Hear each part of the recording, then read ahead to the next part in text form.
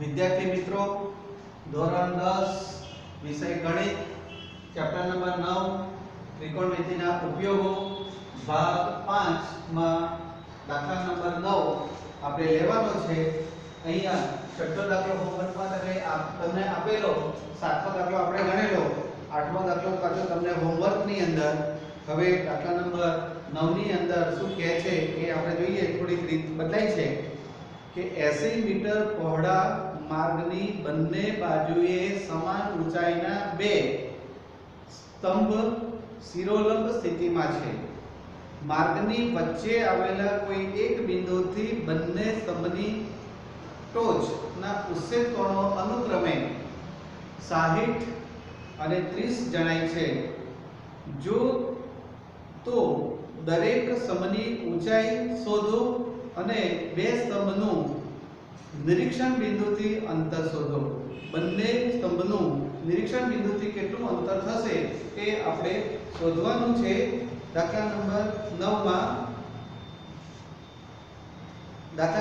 માં આપણે જોઈએ કે એક ટાવરના તળિયેથી આપણે દાખલા નંબર 10 જોયો, 10 ની રકમ જોઈ હતી। હવે દાખલા નંબર 9 ની રકમ જોવાની છે। રકમ બદલાઈ ગઈ માંથી एक दाखला नंबर 9 टावरना तळियाथी एक इमारतनी टोचनो उच्छेद कोण 30 अंशनो छे अने इमारतना तळियेथी टावरनी टोचना उच्छेद कोणनुं माप 60 छे। जो टावरनी ऊंचाई 50 मीटर होय तो इमारतनी ऊंचाई केटली ए आपणे शोधवानी छे। એટલે टावरना तळियेथी इमारतनी टोच નો ઉચ્છેદ કોણનું માપ 30 અંશ છે અને ઇમારતના તળિયેથી ટાવરની ટોચનો ઉચ્છેદ કોણ 60 અંશનો માપવું પડે છે। જો ટાવરની ઊંચાઈ 50 મીટર હોય તો ઇમારતની ઊંચાઈ કેટલી? હવે અહીંયા તમારે કન્ફ્યુઝન ઊભું થાય કે ઇમારત ઊંચી હશે કે ટાવર ઊંચો હશે।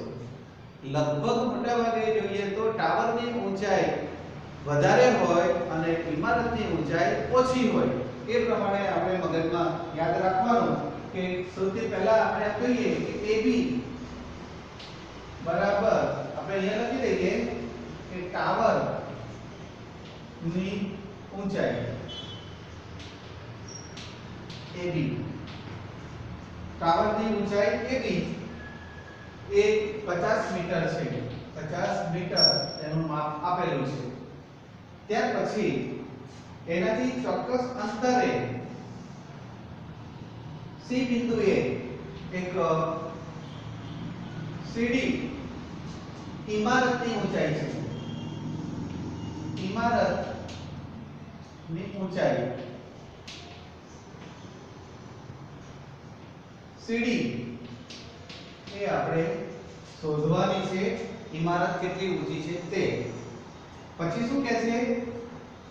ઇમારતના તળિયેથી ટાવરની ટોચનો ઉચ્છેદ કોણ 60 અંશનો માલુમ પડે છે। અહીંયાથી આ જે બિંદુ લીધું ત્યાંથી આ ખૂણાનું માપ 60 અંશનો ખૂણો રચાય છે। એટલે અહીંયા લખીએ કે ઇમારતના તળિયેથી ઇમારતના પાયાથી टावरनी टोच नो उच्छेद कोण 60 अंश। उच्छेद कोण 60 अंश मालूम पड़े छे। અને પછી શું કહે છે કે ટાવરની ઊંચાઈ 50 મીટર આપેલી છે અને ઇમારતની ટોચથી ઇમારતની ટોચના ઉચ્છેદ કોણનું માપ ટાવરના તળિયેથી એક ઇમારતની ટોચના ઉચ્છેદ કોણનું માપ 30 એટલે ટાવરના તળિયેથી ઇમારતનું ઉચ્છેદ કોણનું માપ અહીંયા 30 અંશનું માલુમ પડે છે। એટલે 60 નથી, આ 30 અંશનું છે। અને એક મિનિટ આપણે જરા લખવામાં ભૂલ થઈ। શું કહે છે બરાબર સમજો. આકૃતિ આપણે જરા થોડી બદલીએ એટલે ખ્યાલ આવશે. અહીંયા CD લખીએ. આ બાજુથી ટાવરની ઊંચાઈ છે AB. આ બિંદુ આગળ અહીંયા બિંદુ D આગળ CD બિંદુ D આગળ ખૂણાનું માપ કેટલા અંશો થાય છે? 60 નો ખૂણો રચાય છે. એટલે ઇમારતના પાયાથી ટાવરની ઊંચાઈ 60 મીટર છે અને ટાવરના તળિયેથી ઇમારતના ટોચનું ઉચ્ચેત્પણનું માપ આ ટાવરના તળિયેથી આનું માપ તમારું 30 અંશનું થાય છે. એટલે અહીંયા લખીએ કે ટાવરના તળિયેથી અથવા તો પાયાથી ટાવરના પાયાથી ઇમારત ની ટોચ નો ઉચ્છેદ કોણ 30 અંશ છે અને ટાવરની ઊંચાઈ 50 મીટર છે. ટાવરની ઊંચાઈ 50 મીટર છે. તો હવે સવાલ શું પૂછ્યો છે? CD એટલે ઇમારતની ઊંચાઈ CD આપણે શોધવાની છે. હવે આપણે શું કરીશું? બે સૂત્રો બનશે. એ બંને ઉપરથી આપણે DB નું માપ શોધી કાઢીશું અને એના પરથી CD નું માપ શોધીશું. એટલે અહીંયા આપણે સૌથી પહેલા ત્રિકોણ ABD માં ખૂણો B બરાબર 90. આ ABD માં ખૂણો B બરાબર 90 છે. એટલે આ કાટખૂણો થશે. એટલે આપણે લઈએ tan 30 એટલે tan D બરાબર સામેની બાજુ છેદમાં પાસેની બાજુ. એટલે સામેની બાજુ AB અને પાસેની બાજુ થશે BD. tan 30 ની કિંમત tan 30 નથી tan 60 છે. tan 60 ની કિંમત આપણે મૂકીશું. tan 60 આ ત્રિકોણની અંદર આવે છે. AB નું માપ છે 50 અને BD ખબર નથી. તો આપણે BD શોધીએ.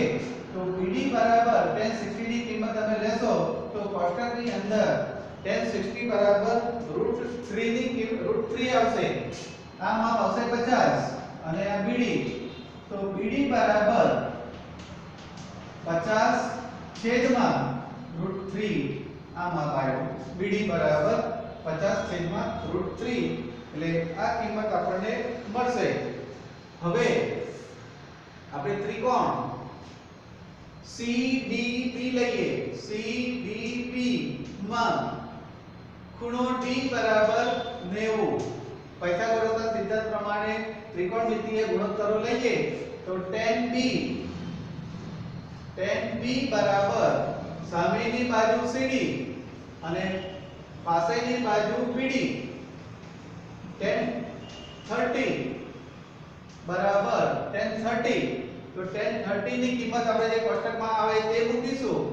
CD બરાબર કેટલા છે એ આપણે જાણતા નથી. CD ખબર નથી અને BD બરાબર 50 વર્ગમૂળમાં 3 એ રીતનું આવશે. હવે અહીંયા tan 30 ની કિંમત કોષ્ટકમાં આપણે જોઈશું. તો tan 30 ની કિંમત કોષ્ટકમાં જોઈએ તો શું આવશે? 1/√3 બરાબર CD છેદમાં 50 છેદમાં √3. માટે CD ને આપણે સૂત્ર કરતા બનાવીએ તો આને ઉપર લઈ દઈશું. તો CD બરાબર 50 √3 છેદમાં 50 1/√3. બે √3 ભેગા થશે એટલે 50 છેદમાં 3. એટલે 50 છેદમાં 3 આવ્યા એટલે CD નું માપ મળશે. તો CD બરાબર 50 ભાગ્યા 3 કરવાના. તો 50 ભાગ્યા 3 એ રીતે જે જવાબ આવે 3 એકા 3 2 વધ્યા 0 3 6 તરી 18 2 વધ્યા 0 6 તરી 18 એટલે લગભગ 66.66 એટલે 16.66 એ રીતે જવાબ આવશે એટલે લગભગ 16.67 આ રીતનો આટલા મીટર એનો જવાબ આવશે એટલે અહીંયા તમારે જે જોવાનું હોય એ પ્રમાણે માપ કેટલું આવે છે એ બરાબર ધ્યાનથી નિરીક્ષણ કરજો એટલે તમને એના પરથી જવાબ મળી જશે એટલે અહીંયા આપણે દાખલા નંબર 9 ની અંદર જે વાત કરી એમાં જે ટાવરની ઊંચાઈ કેટલી છે તે આ સિવાય પણ બીજી રીત પ્રમાણે આપણે જોઈશું તો અહીંયાથી આ ઈ બિંદુ લઈ અને પછી પણ તમારે દાખલો ગણવો હોય તો ગણી શકાય એટલે આ રીતે તમારે દાખલો ગણવાનો છે હવે પછી આગળનો જે દાખલો છે એ 10મો દાખલો શું કહે છે એ તમે ધ્યાનથી જુઓ એટલે રકમ તમે વાંચો તો ખ્યાલ આવશે કે 10મા દાખલાની અંદર કેવી રીતે આપણે ગણાય છે દાખલા નંબર 10 80 મીટર પહોળા એક માર્ગની બંને બાજુએ સમાન ઊંચાઈએ બે શિરોલંબ સ્તંભો ઉભેલા છે માર્ગની વચ્ચે આવેલા કોઈ એક બિંદુથી બંને સ્તંભની ટોચના ઉચ્છેદ કોણનું માપ 30 અને 60 માલુમ પડે છે તો દરેક સ્તંભની ઊંચાઈ શોધો અને બંને સ્તંભનું નિરીક્ષણ બિંદુથી અંતર શોધો એટલે અહીંયા સ્તંભની ઊંચાઈ દાખલા તરીકે આપણે લઈએ કે અહીંયા આ માપ લઈએ BC બરાબર બે સ્તંભ વચ્ચેનું અંતર BD લઈએ પહેલા BD બરાબર બે સ્તંભ વચ્ચેનું અંતર હવે બંને સ્તંભની ઊંચાઈ સમાન છે અહીંયા એક સ્તંભ લઈએ AB બરાબર અહીંયા સ્તંભની ઊંચાઈ લઈએ CD બરાબર સ્તંભની ઊંચાઈ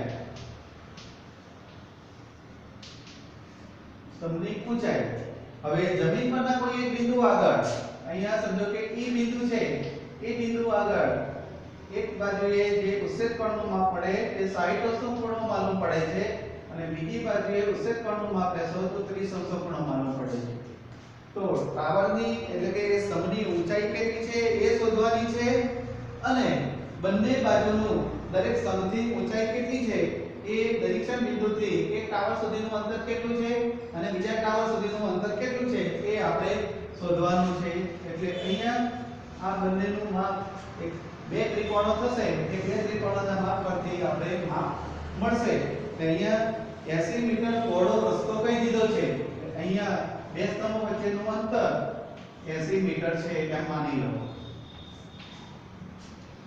એક બાજુનું માપ 80 મીટર છે એટલે એ પ્રમાણે તમારે માપ લેવાનું થાય તો BE બરાબર x મીટર માટે DE બરાબર BD માઈનસ BE એટલે BD નું માપ 80 છે માઈનસ x મીટર આ રીતનું માપ આવશે એટલે અહીંયા આપણી પાસે બે ત્રિકોણો થશે એ બંને ત્રિકોણોના માપ ઉપરથી એક માપ લઈ શકાશે એટલે હવે આપણી પાસે ત્રિકોણ